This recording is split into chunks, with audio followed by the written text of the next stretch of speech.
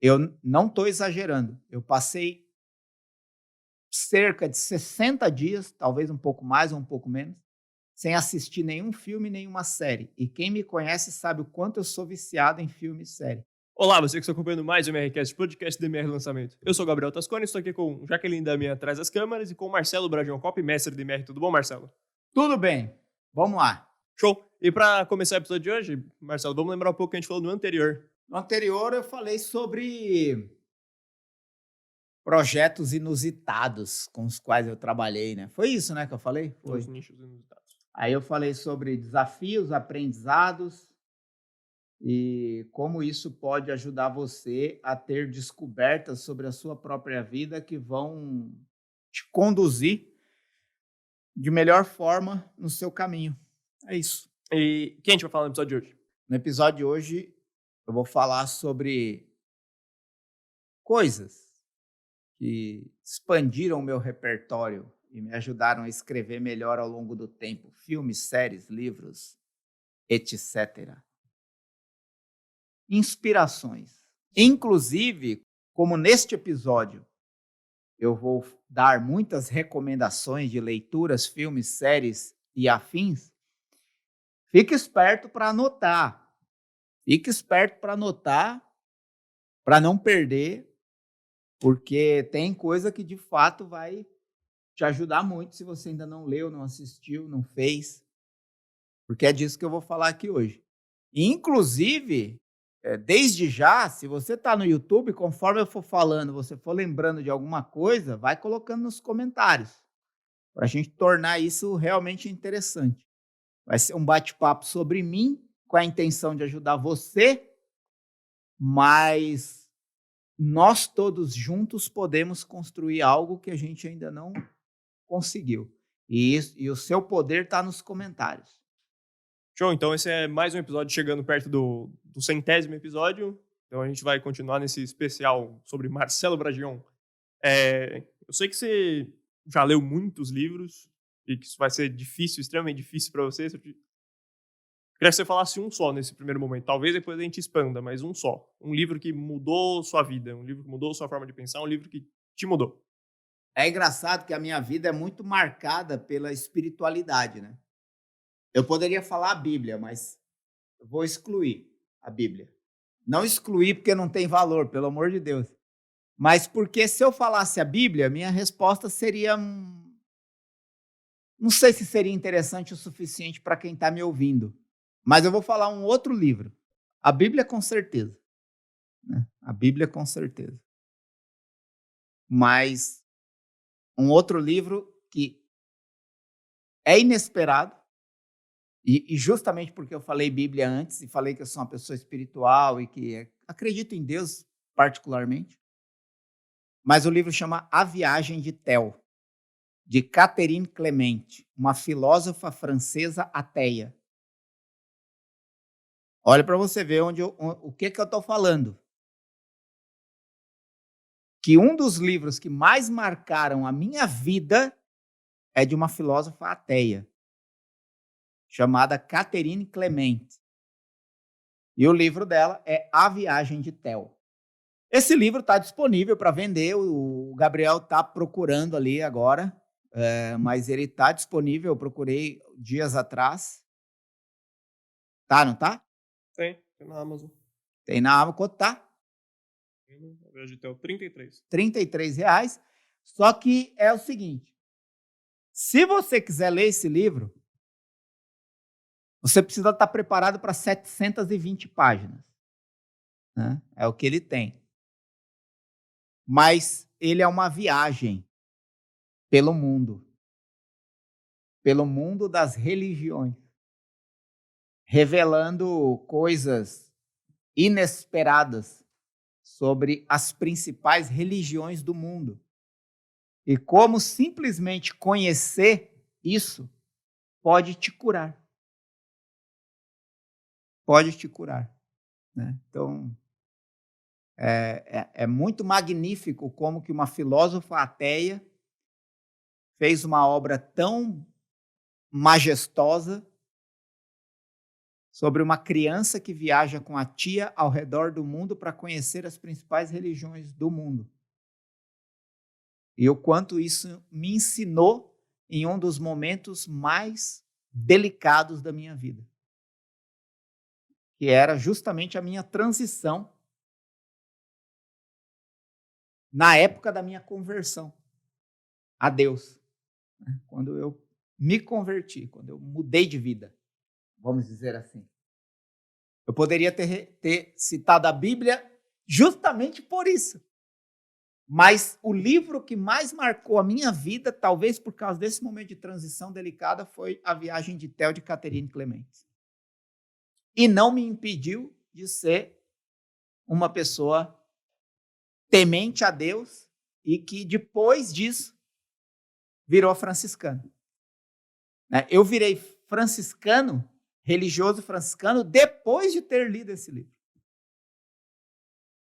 que é de uma filósofa ateia. Então, só por aí você já entende o quanto você se desafiar a descobrir e conhecer coisas inesperadas pode conduzir você para caminhos maravilhosos.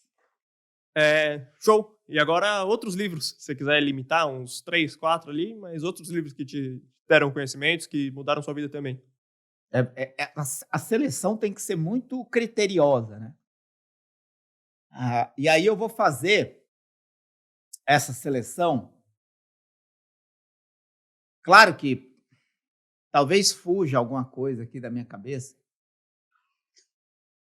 É que eu estou procurando na minha cabeça realmente 3 livros. Vamos lá. Eu não vou falar livro de cópia, né? Eu vou falar livro que mudou a minha vida e me ajuda, inclusive, em cópia. Mas porque me tornou uma pessoa melhor, né, esses livros. Vamos lá. O primeiro livro, depois desse que eu já falei, e é engraçado, vamos perceber o teor espiritual de todos eles, né? Um outro livro, vamos dizer assim, eu vou falar 3, né? O 3 do ranking, mas poderia ser 1. Todos eles, né? Confissões de Santo Agostinho. Confissões de Santo Agostinho é um livro pela forma de pensar, né? Pela forma de pensar. O raciocínio dele é muito bom. Inclusive tem um trecho lá que fala da memória, que é inesquecível. Que foi de lá que eu tirei o termo sua memória vai te trair. Ele não diz isso, mas no contexto é o que acontece. Ele cria um texto maravilhoso, inclusive filosófico e profundo, sobre uma reflexão sobre a memória. E é engraçado como que ele diz que, sabendo que está lá, você pede a ela para te entregar e ela te entrega coisas que não tem nada a ver com o que você precisa e quando você menos espera, ela entrega o que você não quer mais. Como que a memória tem uma espécie de vida própria dentro do seu corpo. Quase como que se você não tivesse domínio 100% sobre a memória. Né? Ela é meio uma entidade dentro de você. Eu acho isso maravilhoso, porque não só esse trecho, né, mas porque esse livro ele trabalha uma reflexão profunda sobre várias fases da vida e os complexos que cada um dos seres humanos enfrentam ao longo da vida. Inclusive, crer ou não em Deus, que se baseia em atitude e experiência. Então, esse um dos livros entre os 3 que eu quero citar. E ele me ajudou muito durante a época que eu fui franciscano. Então, antes dele, A Viagem de Théo. Antes de ser franciscano, A Viagem de Théo. Depois, dentro desses 3 que eu estou citando, vem ele, Confissões de Santo Agostinho. E aí, depois que eu saí da vida franciscana, Tem um livro que me ajudou muito. Um livro curtinho, bem curtinho. Provavelmente ninguém conhece. Chama Yossel Hakover Dirige-se a Deus. O livro.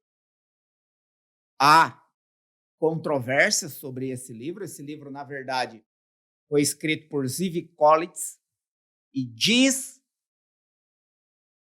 a lenda que é um manuscrito encontrado nos escombros de Varsóvia depois do ataque nazista. Então, anos depois, vasculhando os escombros de Varsóvia, se encontrou esse manuscrito protegido dentro de um recipiente.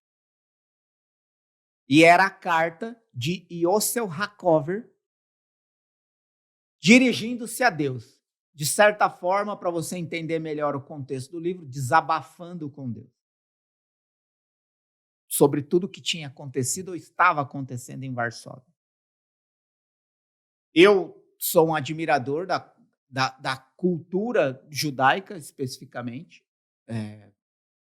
Gosto muito, já assisti inúmeros livros e séries. Já assisti livros, é bom. Já assisti muitos filmes e séries. Especificamente contam ali a realidade judaica, né, como Nada Ortodoxa, Shitzel,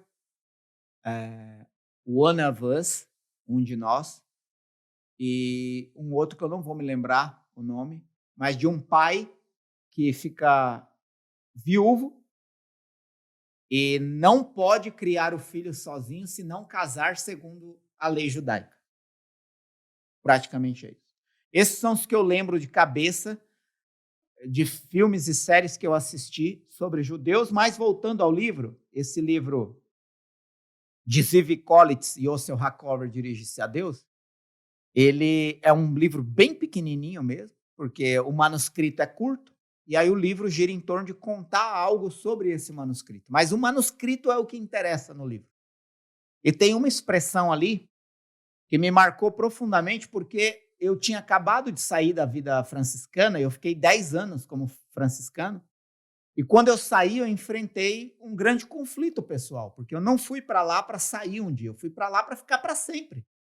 Eu fui para lá com a intenção de ser frei franciscano para sempre. E aí, por circunstâncias da vida e dos acontecimentos, eu decidi voltar, sair de lá. E eu enfrentei um conflito muito grande, semelhante ao luto, à perda de alguém, ou ao trauma de ter voltado atrás de uma decisão que era para sempre.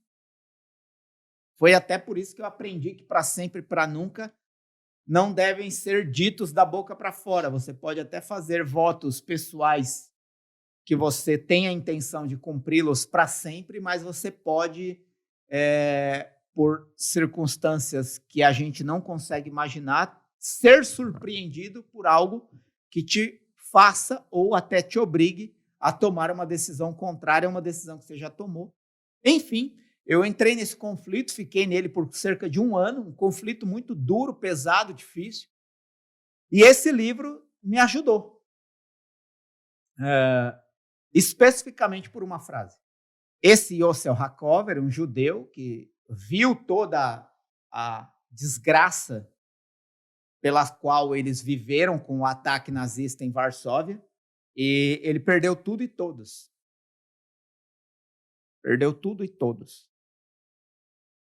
E ele faz o questionamento que todos se fazem, né? Onde estava Deus?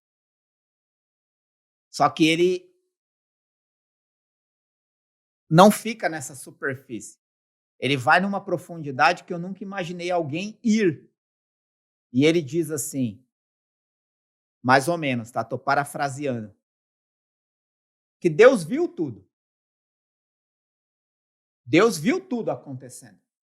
E aí ele diz, tudo me foi tirado. Tudo e todos. Mas ainda que você me faça não acreditar em você, eu acreditarei em ti. Saca? Então, tipo assim, É muito profundo isso. Quando ele diz que quase como se Deus tivesse tentado de tudo para fazer ele não acreditar em Deus. Mas apesar de Deus ter permitido tudo que ele sofreu, ele continua acreditando em Deus. É quase como dizer assim, você permitiu tudo isso na expectativa que eu fosse deixar de acreditar em você e ainda assim eu acredito em você. E vou viver a minha vida, o resto da minha vida acreditando em você. Então é muito profundo, é violentamente profundo esse testemunho de Yosef Hakov. E aquilo me marcou, que a gente não pode parar, seja qual for o trauma, o conflito, a guerra, a destruição, isso não deve abalar a sua fé. E aí aqui eu acho que transcende até mesmo Deus. Né? Esse livro não tem a ver com Deus, mas tem a ver com o quanto você consegue ser fiel àquilo que você acredita. Até que nível você consegue ser fiel àquilo que você acredita. Apesar, às vezes, até do que você acredita. Então, isso é brutalmente desafiador. E eu precisava daquilo. Eu precisava continuar acreditando em muitas coisas que eu aprendi nesse tempo. E esse testemunho desse livro me ajudou a isso. E talvez ajude você também a se reencontrar em alguma coisa que não precisa ser Deus, não precisa ser religião, não precisa ser fé, mas pode ser fé em alguma coisa, em alguém, em algo bom. Beleza, esse é o segundo livro. Terceiro livro. Daniel Kahneman. Rápido e devagar, as duas formas de pensar. Esse sim me ajuda na vida profissional, não só pessoal, também na pessoal, mas especificamente na profissional e para fazer copy. Então, eu vejo o que é perceptível nessas minhas citações, né? Então, o livro mais importante de todos, A Viagem de Theo, de uma filósofa ateia.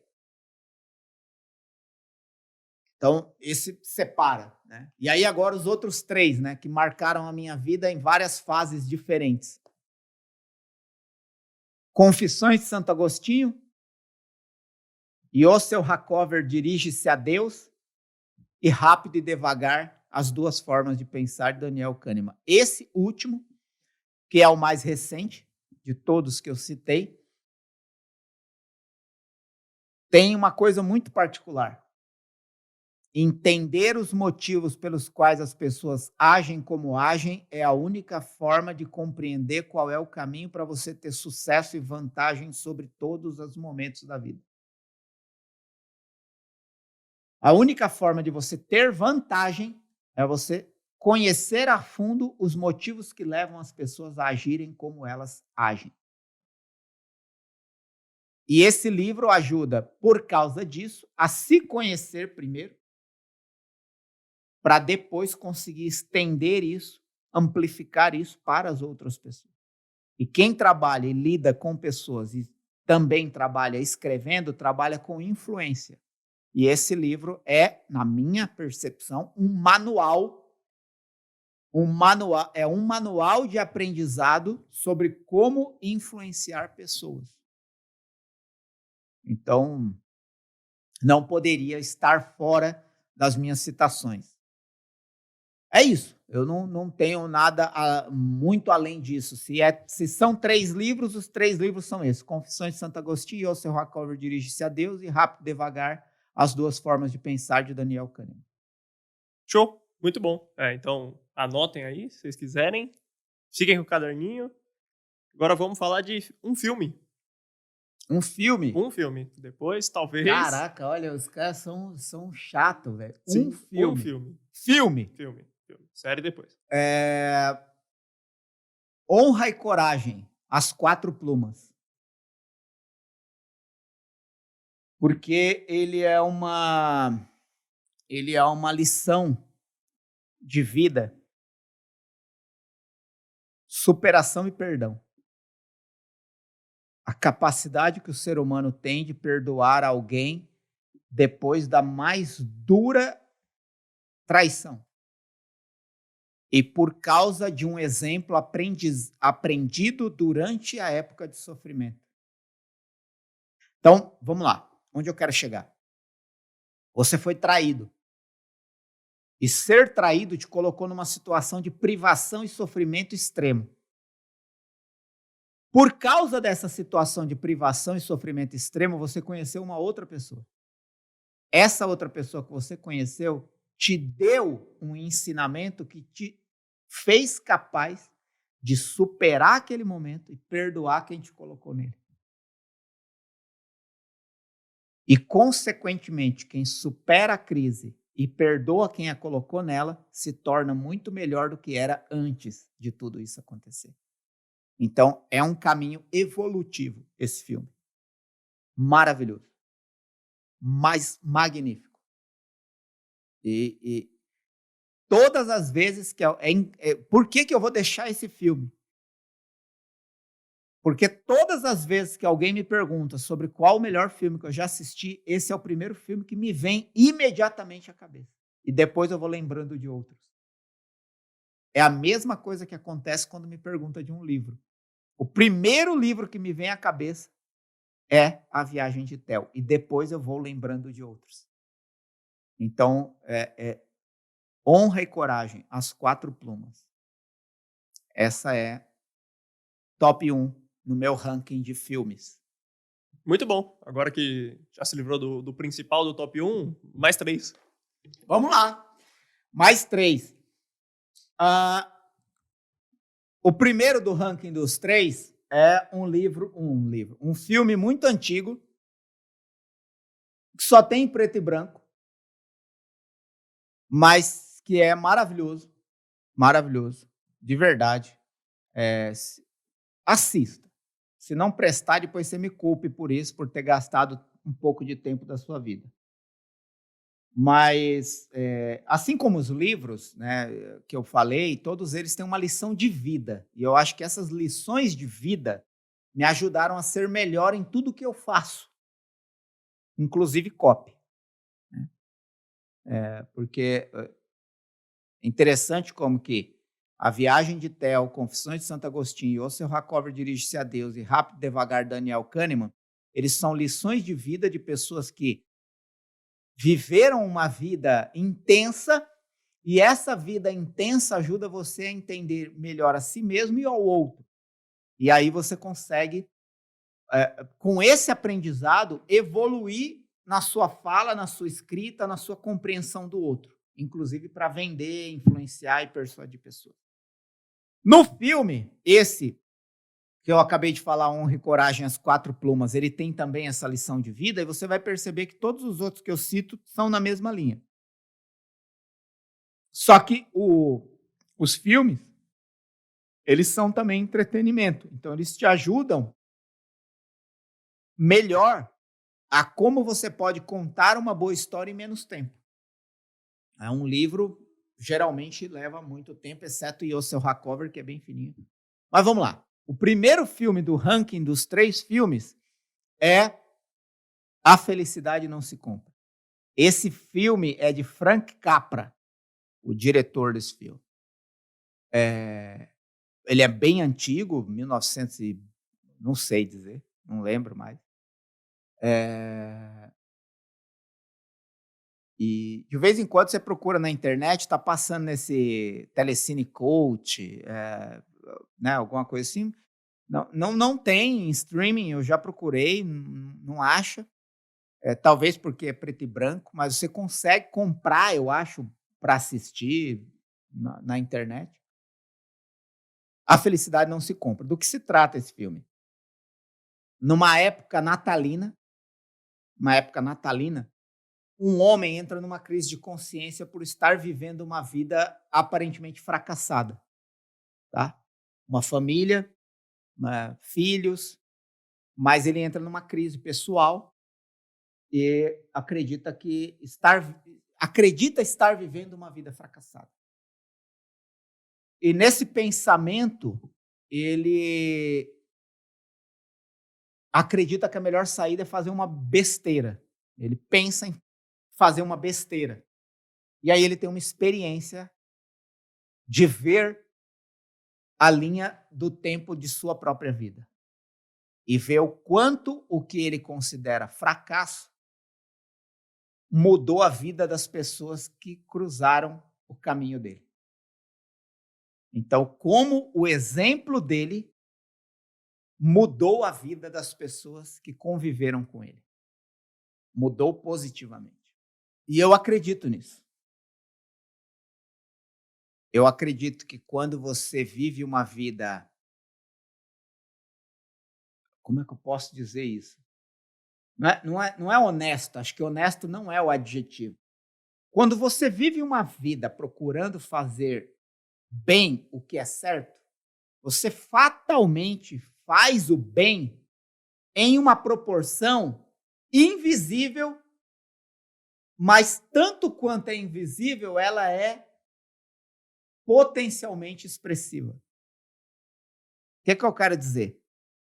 Se você faz o bem hoje, agora, em algum lugar, fatalmente você estará interferindo positivamente na vida de alguém que está vendo você fazer o bem, bem feito. Fazer o que é certo, bem feito. Então, esse filme, ele é uma lição de como você deve fazer o bem mesmo quando ninguém está olhando. Porque alguém está vendo, provavelmente. Né? Você, assim, você não tem percepção clara de quem está sendo beneficiado pelo que você está fazendo, mas alguém está sendo potencialmente beneficiado e talvez você nunca vai conhecer essa pessoa. Esse é o segredo do filme. A experiência dele foi ter a graça de ver as pessoas que foram melhores por causa da vida dele. E aí ele desiste da besteira que ele ia fazer. Né? E percebe que a felicidade não se compra. Então, acho que esse filme...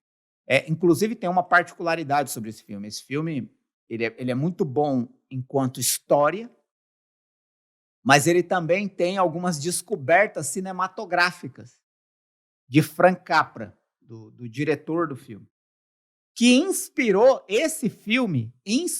inclusive a carreira de Steven Spielberg. Steven Spielberg diz que quis trabalhar no cinema e se tornar diretor depois de assistir esse filme de Frank Capra. E depois de você assistir esse filme de Frank Capra, todo filme de Steven Spielberg que você assistir, você vai encontrar planos e cenas que são uma homenagem de Steven Spielberg a Frank Capra. Todo filme de Steven Spielberg tem algumas cenas que são uma homenagem que na hora que você vê, você fala, pô, essa é uma cena de A Felicidade Não Se Compra. E ele faz isso conscientemente para homenagear Frank Capra. Então,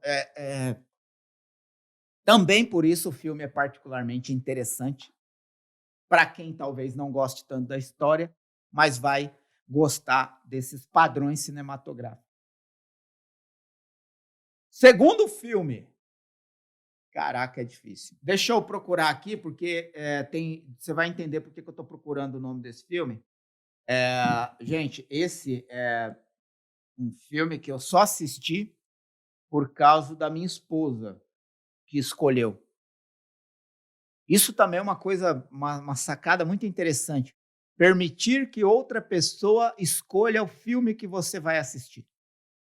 É um desafio muito bonito de se praticar. Você não precisa fazer isso sempre. Mas quando você fizer isso, você vai estar entrando no universo de outra pessoa e vai estar se permitindo experimentar uma coisa que, de própria vontade, você não escolheria. E uma das formas de você entender o que é de fato a vida é isso. É você entender que muitas vezes você vai ter que se submeter à vontade de outra pessoa. E se você não resistir, isso vai fazer de você uma pessoa melhor. Então, vira e mexe, você pode dar a outra pessoa o direito de escolher por você. Quem é pai e mãe sabe um pouco sobre isso, porque percebe que os filhos passam a escolher muito daquilo que você vai fazer da sua vida, sem sequer você perceber. Por exemplo, minha filha nasceu, eu não estou exagerando, eu passei cerca de 60 dias, talvez um pouco mais ou um pouco menos, sem assistir nenhum filme, nenhuma série. E quem me conhece sabe o quanto eu sou viciado em filme e série. Simplesmente porque as prioridades mudaram e ela passou a escolher por mim o que era prioridade para mim. Inconscientemente as coisas vão acontecendo. Então, se você aceita isso livremente como uma natureza da própria vida, ou o que dá sentido à própria vida, você para de resistir a algumas coisas que não tem como você resistir. Porque quando você resiste a uma coisa com a qual não tem como resistir, você sofre. Quando você não resiste, você tem como aprender e aproveitar. E quando você aprende e aproveita, você se torna melhor, naturalmente. Então, tudo isso para dizer que o segundo filme dessa lista é A Garota Dinamarquesa. A Garota Dinamarquesa. É um filme de 2016, direção de Tom Hooper. Tem na Netflix, acredito ainda. Pois procura, Garota Dinamarquesa. Do que fala a Garota Dinamarquesa?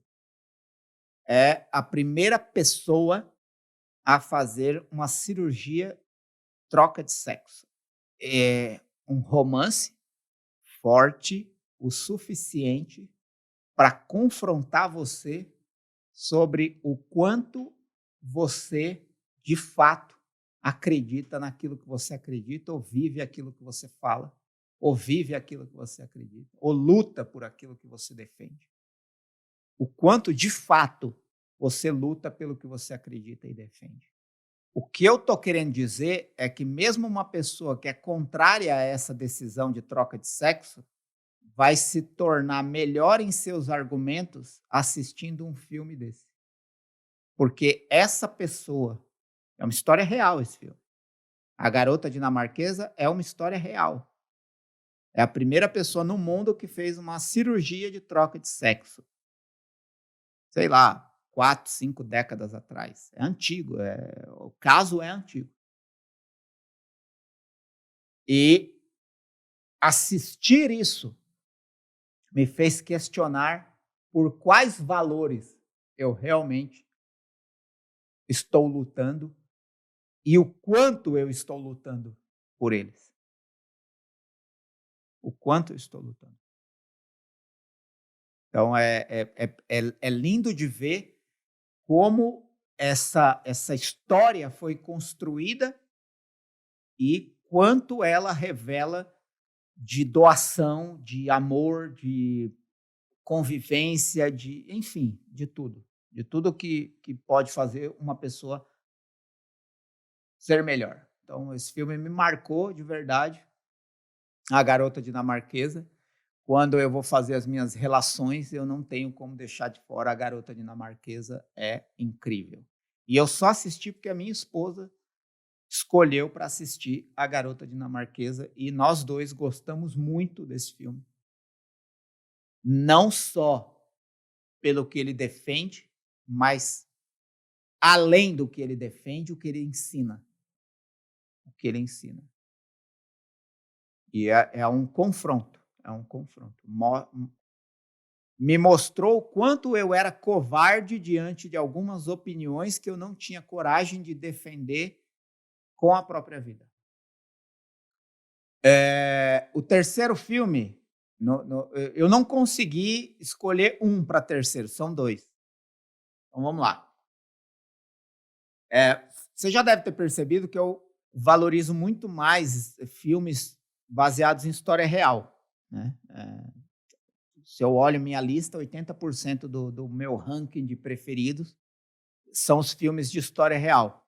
Mas, nesse terceiro lugar, eu lutei para escolher um só, mas não consegui, então eu quero falar de 2. O primeiro é O Homem que Viu o Infinito. O Homem que Viu o Infinito é a história real de um matemático indiano que é descoberto por um mercador que consegue enviar ele para a melhor faculdade de matemática da época não vou lembrar o nome, na Inglaterra.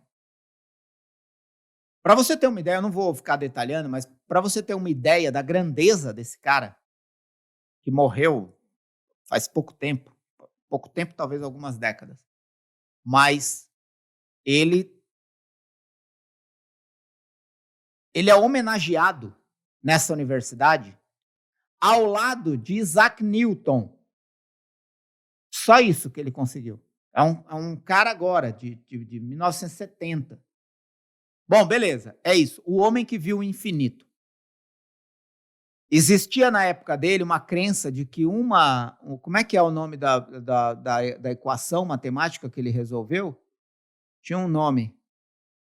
Bom, enfim. Ele foi para Cambridge. Cambridge. Na época, existia uma equação matemática, nem sei se é equação que chama, que se acreditava não haver solução para ela. Os maiores matemáticos da época consideravam não haver solução. Esse cara chegou à solução. Qual que era o problema? Ele não sabia explicar como. E aí, um professor da universidade ajudou ele a decodificar o próprio método de solução da equação que ele resolvia, mas não sabia como de fato ele resolvia.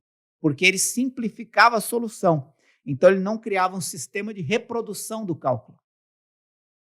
E aí, esse professor ajudou ele, mas é uma história de um homem de fé da cultura indiana que conservou a sua fé até o último momento e teve que lidar com um ambiente cético sobre a própria capacidade dele, cético sobre a própria fé dele.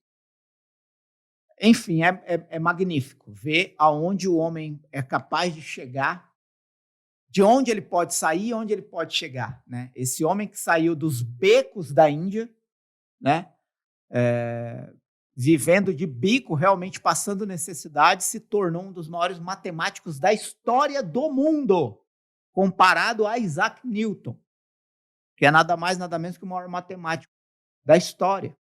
Então, esse filme é muito marcante por ver a trajetória, a capacidade, mas que também não esconde as oportunidades e as pessoas com as quais nós nos relacionamos. Então, esse rapaz, que eu não sei pronunciar o nome, porque o nome dele é realmente muito difícil, ele conseguiu chegar onde chegou por causa de pessoas que proporcionaram as oportunidades que ele teve. Então, é muito interessante você entender como que você deve estar cercado de pessoas boas que podem te dar condições que você não teria de outra forma. Então, esse filme... E aí, junto com esse filme, está Estrelas Além do Tempo, que é um filme que conta a história de 3 mulheres negras que trabalharam na NASA antes da NASA conquistar o espaço. E por causa de uma delas especificamente foi que a NASA conseguiu fazer um cálculo que tornou possível o pouso na Lua. Só isso. Mas por ser uma mulher negra e viver numa época onde imperava o separatismo, ela não tinha sequer um banheiro para usar onde ela trabalhava. Essa mulher discriminada, menosprezada, era uma cientista da NASA, que não tinha um banheiro para usar. Conseguiu criar o cálculo matemático que tornou possível o primeiro pouso na Lua. Só isso ela fez. E isso está contado no filme Estrelas Além do Tempo. Então, nada mais, nada menos que magnífico. Ver a história dessas mulheres e depois a NASA reconheceu todo o valor dessas mulheres, mas muito tardiamente, né? Muito tardiamente. Depois de muita pressão, se reconhece quem realmente fez a história acontecer. Então, fica aí esse filme, uma lição de como,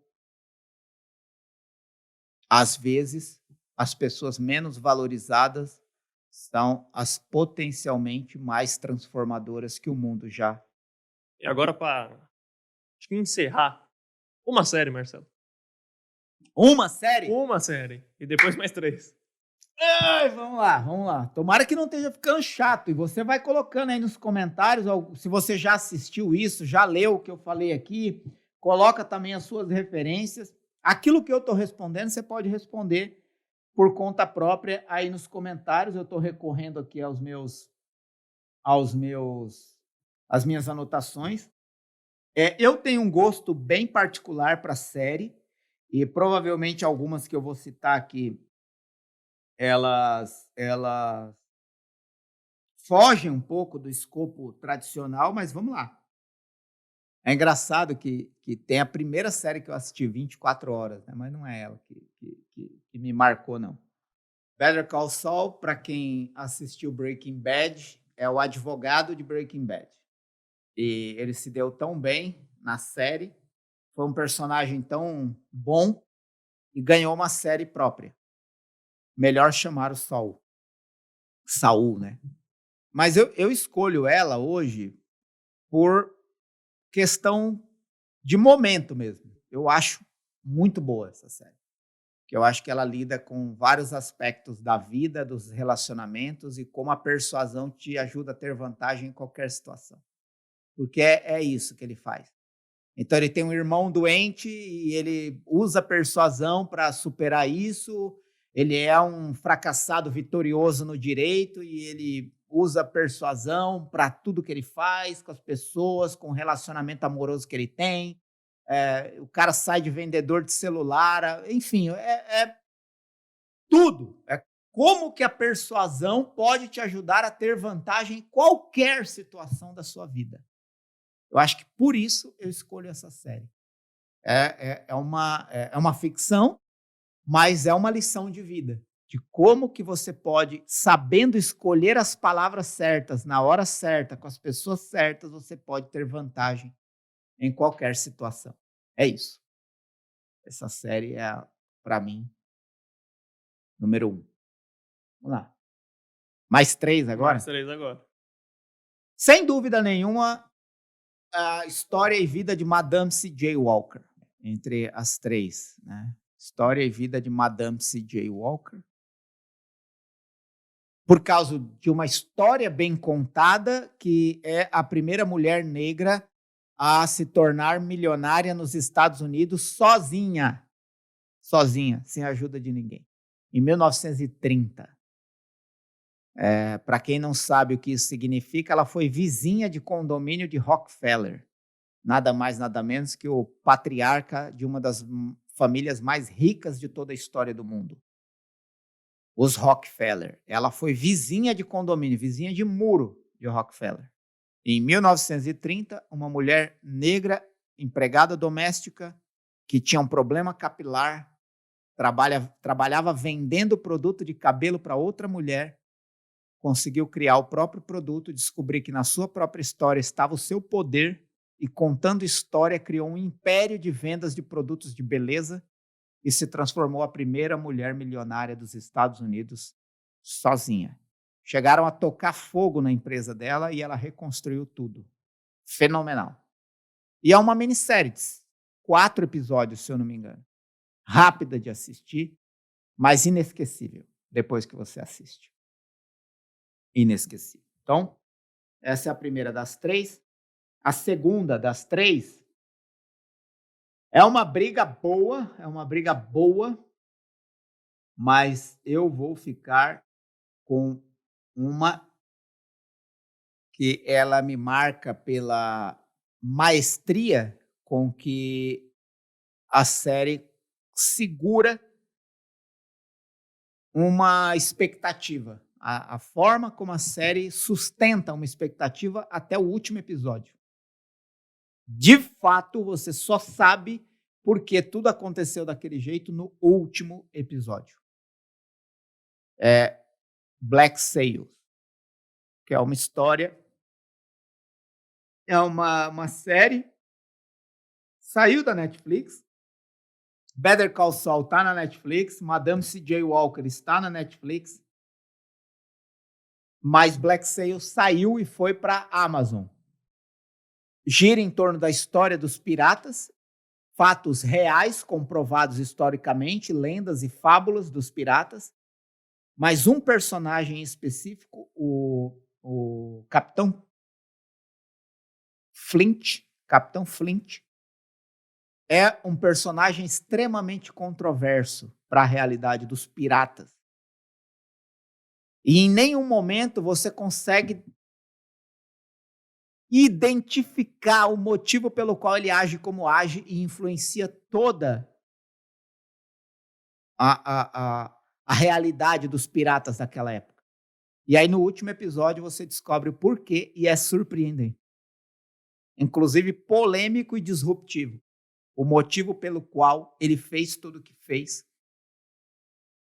Enfim, por que eu gosto? Porque a história foi contada de uma forma que você não tem como suspeitar do final. Em nenhum momento. Em nenhum fucking momento. Você consegue dizer, ele está fazendo isso porque eu acho que é por causa disso. Não, você vai ser surpreendido. Eu não conheço nenhuma pessoa que assistiu essa série e descobriu no meio da série por que ele fazia isso. Claro que você pode ir assistir o último episódio e descobrir, mas você vai perder toda a maravilha da construção da história. Com antecipação, com curiosidade, com o loop aberto, né? É uma aula de como se conta uma história para manter as pessoas presas até o último momento conclusivo. E aí, para finalizar, mas como eu fiz no filme, eu vou fazer na série. Eu vou escolher 2. Então, a menção honrosa vai para um documentário. Não é uma série, mas é um documentário. Lixo Extraordinário é um documentário brasileiro que, inclusive, concorreu ao Oscar. E é de um artista brasileiro chamado Vic Muniz. Vic Muniz é um artista que desenvolveu a habilidade dele de criar obras artísticas por meio do lixo. E ele vendeu uma obra criada a partir do lixo por 100 milhões de libras. Posso estar enganado, tá? Num festival de arte. É inacreditável. Só que aí você falando assim, pode parecer que... E aí que tá o que eu admiro. O que eu admiro não é o contexto da coisa que está sendo contada, mas é a pessoa por trás disso.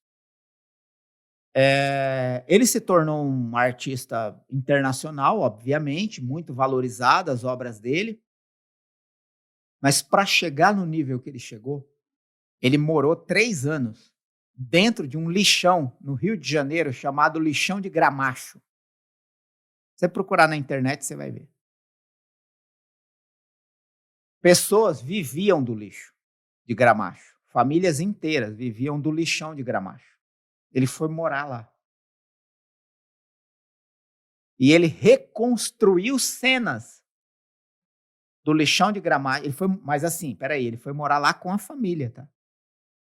Dentro do lixão. Eu não estou falando que ele foi morar perto. Ele foi morar dentro, até uns urubu voando ali, acho que foi um sinal falando do lixão. De verdade, ele levou a família para dentro de um lixão, dentro de um barraco, e morou lá por 3 anos. E a partir dali ele evoluiu a arte dele para mostrar o quanto o lixo precisa virar arte para a gente entender o impacto do lixo na nossa vida. Então é um documentário que vale a pena assistir. E aí, para fechar, né? E agora sim, uma série Dark. Dark é difícil é uma série filosófica. É difícil de entender, mas eu admiro a maestria com que os diretores criaram essa história e gravaram ela, acima de tudo. Sem erros. Porque em um determinado momento eu estava assistindo Dark. Dark é uma série que acontece no passado, no presente e no futuro simultaneamente. Basicamente é isso. Só que eu comecei a ser impactado por essa narrativa interessante quando eu vi que a mesma cena na mesma sala às vezes mostrava a escada do lado direito e às vezes mostrava a escada do lado esquerdo. E eu falei, peraí, velho, pera. Voltei, falei, por que nessa cena esses mesmos personagens estão nessa mesma sala e a escada está à direita?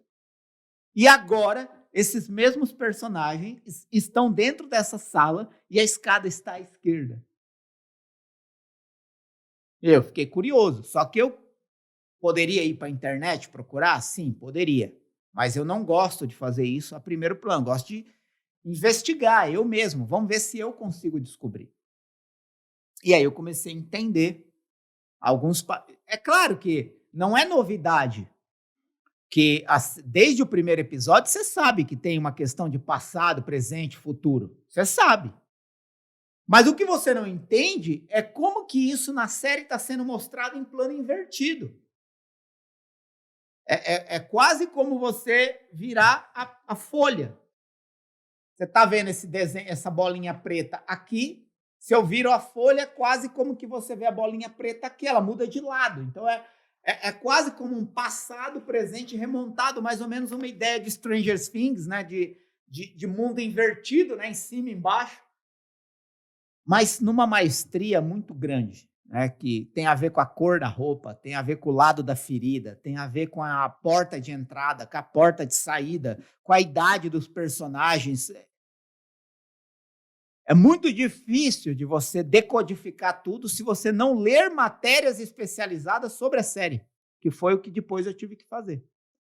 Assistir vídeos de pessoas que decodificavam os sinais apresentados em Dark. Então, eu elejo ela como uma das melhores por causa da maestria com que ela foi criada. Mas, entre outras, teria Breaking Bad e tantas outras. Mas fica aí essas referências, eu acho que vale a pena você mergulhar nessas séries. É isso. Muito bom. Então, acho que com isso a gente encerra esse episódio de hoje.